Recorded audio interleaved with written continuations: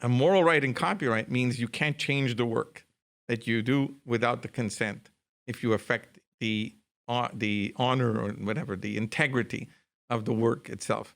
So in many cases, okay, moral rights are waived because all of these changes that occur and all of these juxtapositions and adding in CGIs and so forth will technically change the work.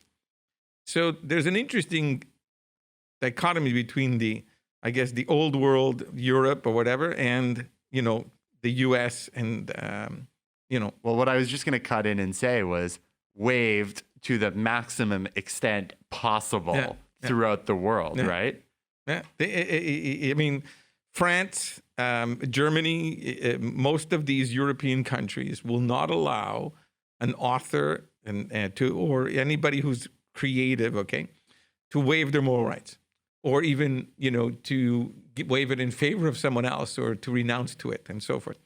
And in the United States, in fact, in the Copyright Act, there isn't a moral rights. There is, I believe, under VARA, which is the visual art. We're going to have to pull that up, VARA, but it addresses visual arts, right? Visual artistic works.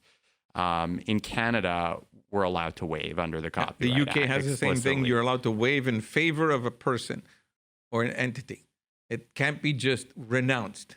The waiver is a waiver that is in favor of someone who you have contracted with and just not giving up, a general giving up. And this has consequences. Like there's case law on it. There's that Asphalt Jungle case, right? Mm-hmm.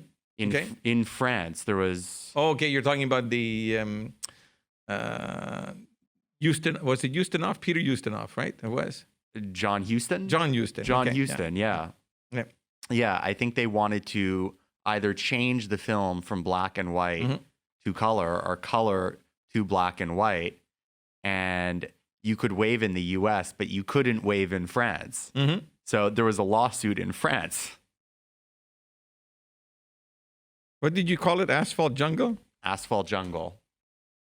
And then I think it ended up getting shown or not shown, right? I don't recall, but I think it was a successful suit on the director's front. Are we pulling it up? Yeah, we're going to try to bring it up here if I can, just to get a look at the... here it is. Hold on. Once we're waiting, I'm going to have some wine. Yes, I think that would be a good thing. I'm just going to help myself.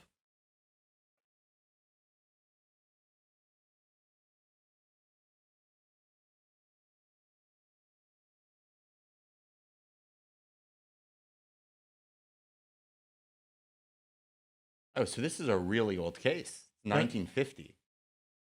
John Huston, Asphalt Jungle.